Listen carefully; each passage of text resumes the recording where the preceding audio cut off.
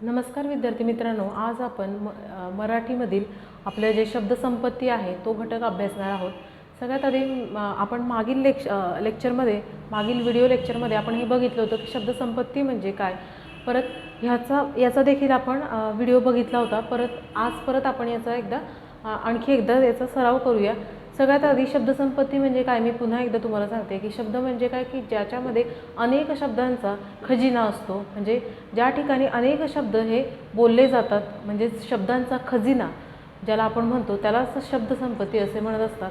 त्यामध्ये बघा विरुद्ध शब्द, समानार्थी शब्द, तसेच शब्दांचा सहसंबंध जोडणे, तसेच तत्समय शब्द जे आपण मागच्या व्हिडिओमध्ये बघितलं होतं की तत्समय शब्द म्हणजे काय की जे शब्द संस्कृत भाषेमधून आपल्या भाषेमध्ये जसेच्या तसे प्रयोग केले जातात, तसेच तद्भव शब्द म्हणजे की संस्कृत भाषेमधून आपल्या भाषेमध्ये त्यांचं रूपांतर केलं जातं, त्याला तद्भव शब्द म्हणतात। तसंच देशी शब्द की जे मूळचे आपले देशी आहेत, म्हणजे मूळचे ते मराठी भाषिकच आहे की ज्यांचा उच्चार त्या शब्द आपण पहिल्यापासून आपल्या मराठी भाषेमध्ये वापरत असतो, असे देशी शब्द।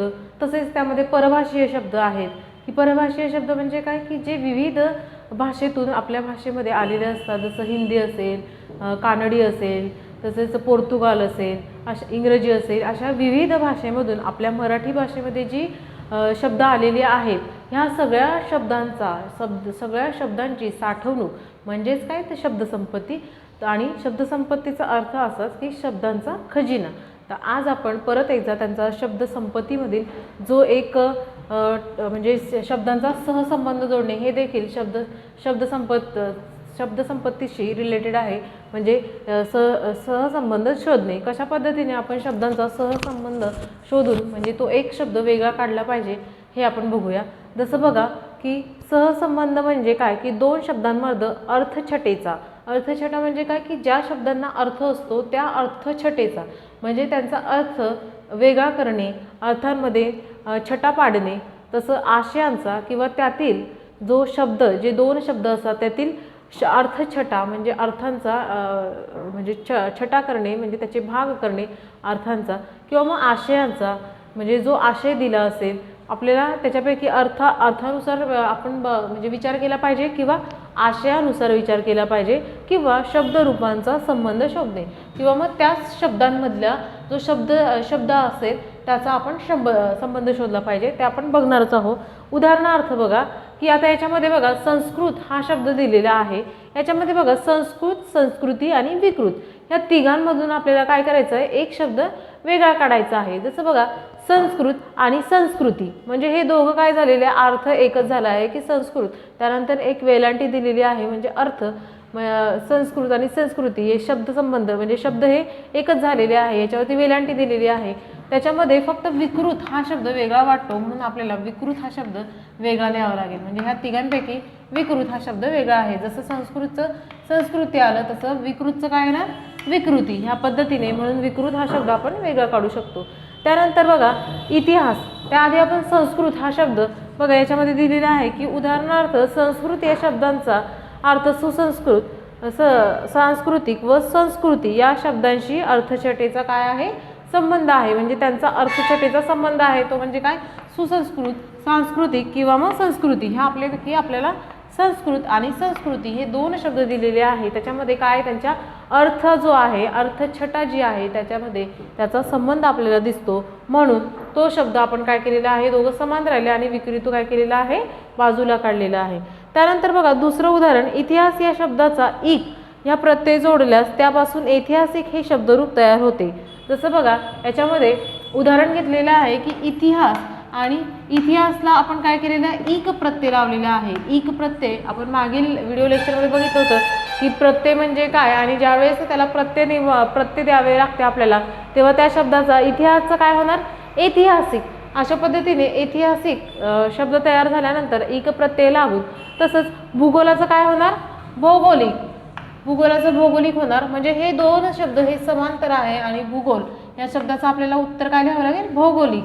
अशा पद्धतीने म्हणजे याचं काय आहे तर प्रत्ययाशी म्हणजे प्रत्यय जोडल्यास ते त्याचा अर्थाचा बदल होत असतो।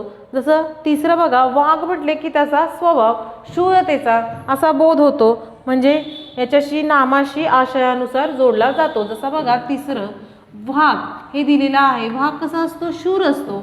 म्हणजे ससा, मग याच्यामध्ये ससा त्यांनी दिलेला आहे. ससा कसा असतो?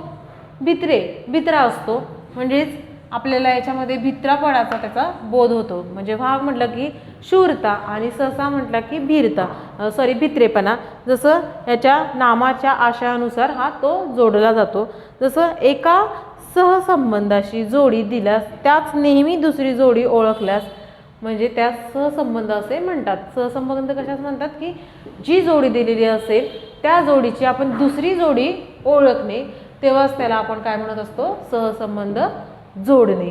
अशा पद्धतीने आपण सहसंबंध कशा पद्धतीने जोडायचे ते आपण बघितलं. आता याच्यावर आपण आणखी काही उदाहरणं आहेत ती समजून घेऊया.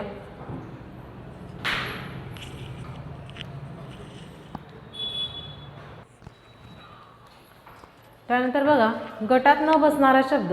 आता बघा 5 शब्दांचा एक गट दिला जातो. त्यातील एक शब्द इतरांपेक्षा आशयरूप, वचन, लिंग, जात इत्यादी बाबतीत वेगळा म्हणजे त्या गटात न बसणारा असतो. ज्यावेळेस 5 शब्द दिलेले असतात त्या 5 शब्दांमधून आपल्याला काय शोधायचं असतं? त्यातील एक वेगळा शब्द असा शोधायचा असतो. ते कशाला? गटात न बसणारा शब्द. तिथं असा एक तुम्हाला प्रश्न विचारला जातो.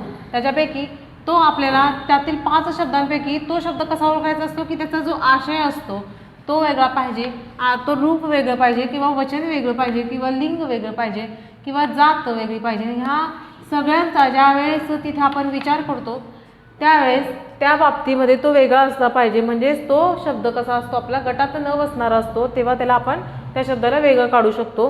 तो शोधून आपल्याला काढायचा असतो. उदाहरणार्थ बघा इथं मी घेतलं आहे इथं उदाहरण भाजी, भाकरी, आमटी, भात, चपाती. याच्यामध्ये आपल्याला ह्या 5 शब्दांमध्ये एक शब्द वेगळा काढायचा आहे. आता याच्यामध्ये बघा भाजी हे फक्त काय आहे? तर स्त्रीलिंग आहे. जसं ती भाजी, ती भाकरी, ती आमटी, ती चपाती. फक्त भातच आपल्याला कसं दिसतं आहे? पुल्लिंग दिसतं आहे. म्हणून भात हा शब्द इथं वेगळा काढला जाईल. जसं भात हा शब्द इथं वेगळा झाला.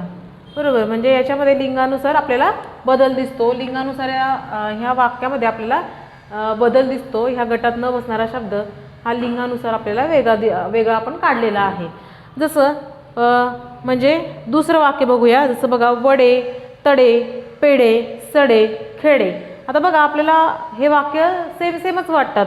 तर याच्यामध्ये बघा हे सगळे जे वाक्य आहेत ते आपल्याला अनेक वचने आहेत. जसं वडे कसे आहे? म्हणजे हे वचनानुसार बदलतात. जसं वडे म्हणजे अनेक ज्यावेळेस वडे असतात तेव्हा आपण त्यांना वडे म्हणतो. ज्यावेळेस तडे असतात त्यावेळेस अनेक असल्यावर आपण तडे म्हणतो. ज्यावेळेस पेढे असतात त्यावेळेस अनेक पेढे असल्यावर आपण त्यांना पेढे म्हणतो. ज्यावेळेस सडे असतात त्यावेळेस अनेक सडे असल्यावर म्हणतात. आणि खेडे म्हणजे ज्यावेळेस एक खेडे असते त्यावेळेस पण आपण एकच खेडे म्हणतो. आणि अनेक खेडे असते त्यावेळेस पण आपण एकच खेडे म्हणतो. परंतु वडेला आपण असं करत नाही. ज्यावेळेस एक वडा असतो त्यावेळेस आपण वडा असे म्हणतो, वडे म्हणत नाही. हे अनेक वचन असल्यावर म्हणतो. तडेंचं पण तसंच आहे. आपण एकच तडे असं म्हणत नाही. जसं पेढ्यांचं पण तसंच आहे. सडांचं पण तसंच आहे. सडा म्हणत नाही, पेढे म्हणत नाही. हे काय आहे? एकवचनी. म्हणजे हे सगळे काय आहे? अनेक वचनीमध्ये आलं. आणि खेडे हे काय आहे? एकवचनीमध्ये येतं. म्हणून खेडे हे आपण त्याला वेगळं काढतो. जसं तिसरं बघूया. जसं बघा कोंबडा, कोल्हा, मोर, कावळा, हंस. याच्यामध्ये वेगळा काय येणार? तर कोल्हा हा काय आहे? प्राणी आहे. आणि बाकीचे जे आहेत ते सगळे कसे आहेत? तर सगळे पक्षी आहेत. म्हणजे जसं कोंबडा, मोर, कावळा, हंस हे काय आहे? पशु आहेत. आणि जो कोल्हा आहे हा प्राणी आहे. म्हणून हा वेगळा येणार. जसं चौथं बघा प्रकाश, काळोख, उजेड, तेज आणि आभा. ह्या प्रकाशचा अर्थ कसा आहे? की म्हणजे उजेड. म्हणजे त्याच्यानंतर काळोख हा काय झाला आहे? अंधार. जसं उजेड पण तसंच आहे, तेज पण तसंच आणि आभा पण तसंच आहे. म्हणजे काय? ह्या सगळ्यांचा अर्थ समान होतो. आणि प्रकाशाचा विरुद्ध काय आहे? काळोख. म्हणजे फक्त काळोख याच्यामध्ये वेगळा आहे. आणि प्रकाश म्हणजे काय? तर उजेड म्हणजेच काय? तेज. आणि तेज म्हणजेच काय? आभा. ह्या सगळ्यांचा अर्थ समान आहे. परंतु काळोख जो आहे याच्यामध्ये विरुद्धार्थी शब्द यात आलेला आहे. म्हणून काळोख हा शब्द आपण वेगळा काढतो. जसं बघा 5वं झाड, चिंच, आंबा, पिंपळ, वड. हे काय आहे, याच्यामध्ये एकवचनी, याच्यामध्ये फक्त सामान्य नाम म्हणजे हे सगळे जे आहेत हे विशेषण आहे, जसं चिंच, आंबा, पिंपळ, वड हे काय आहे, विशेष नाम आहे. फक्त झाड जे आहे हे सामान्य नाम आहे, म्हणून आपण झाड ह्यातून वेगळं काढतो. अशा पद्धतीने आपण शब्दसंपत्तीमध्ये जे शब्द दिलेले असतात म्हणजे गटात न बसणारे शब्द कशा पद्धतीने ओळखायचं ते आपण बघितलं. आता काही शब्द असे असतात की त्यांच्या म्हणजे कशा पद्धतीने ते आपण म्हणजे ज्याला आपण जोड शब्द म्हणतो ते कशा पद्धतीने ओळखायचं ते आपण बघूया.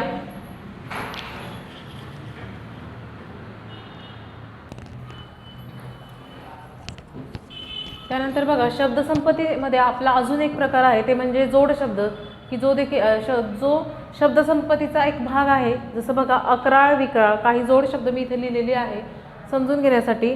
जसं अक्राळ विक्राळ, आदला बदल, अर्धा मुर्धा, अवतीभवती, आपोआप, आरडाओरडा, उघडी बोडकी कडे कपारी, कबाड कष्ट, कामधंदा, काळ वेळ, खाच खळगे, गुरेढोरे ही सगळी काय आहे, जोड शब्द आहे, म्हणजे शब्दसंपत्तीचा हा एक भाग आहे.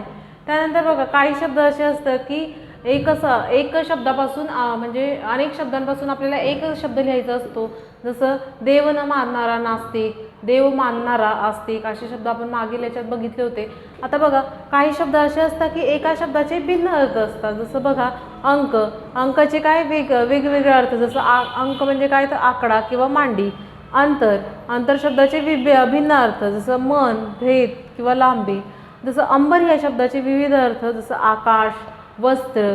जसं अभंग या शब्दाचं न भंगलेला किंवा काव्यरचनेचा एक प्रकार. काही शब्द असे असतात, हे पण आपल्या शब्दसंपत्तीचा एक भाग आहे. त्यानंतर बघा, काही शब्द असे असतात की म्हणजे आपल्याला त्यातून एखाद्या प्राण्याचे, पक्ष्याचे आवाज ओळखायचे असतात, तो देखील शब्दसंपत्तीचा एक भाग असतो. त्याला आपण सामान्य ज्ञान म्हणतो. काही शब्द असे असतात की सामान्य ज्ञानमध्ये म्हणजे एखाद्याची चव ओळखणे, जसं चिंच ही कशी असते, आंबट असते. जसं साखर ही गोड असते. त्यानंतर विविध जे पदार्थ जे आपल्याला चवीनुसार कळत असतात, म्हणजे आंबट, गोड, तिखट, खारट, हे काय झालं, आपलं सामान्य ज्ञान झालं. हे देखील शब्दसंपत्तीचा एक प्रकार आहे. तसेच विविध प्राण्यांचे, पक्ष्यांचे आवाज हा देखील शब्दसंपत्तीचा एक प्रकार आहे. जसं कावळा कसा ओरडतो, कावळ्याचा आवाज कावकाव येत असतो, मांजरीचा आवाज म्याव म्याव येत असतो.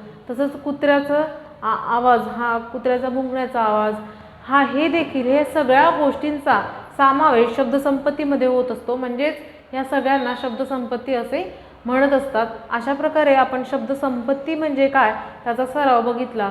कशा पद्धतीने गटात न बसणारे शब्द हे ओळखायचे असतात ते बघितलं. बऱ्याच आपल्याला असे शब्द देखील दिलेले असतात अंक, आणि त्या शब्दांचे आपल्याला 2 शब्द लिहायचे असतात. अशा पद्धतीने आपल्याला म्हणजे परीक्षेला विचारलं जातं तर ते आपल्याला ओळखून लिहायचे असतात. म्हणजे एक शब्दाचे विविध अर्थ आपल्याला लिहायचे असतात. आपण अशा पद्धतीने लिहायचं. आणि जोड शब्द हे आपल्या सामान्य ज्ञानातला एक प्रकार आहे, म्हणजे शब्दसंपत्तीचा एक प्रकार आहे की जे आपण जोड शब्द रूपात देखील शब्दसंपत्तीमध्ये आपण त्याचा प्रयोग करत असतो. म्हणजे विविध अशी शब्दांची संपत्ती, विविध असा शब्दांचा खजिना असं आपण म्हणत असतो. अशा प्रकारे आपण शब्दसंपत्ती हा घटक अभ्यासता. धन्यवाद.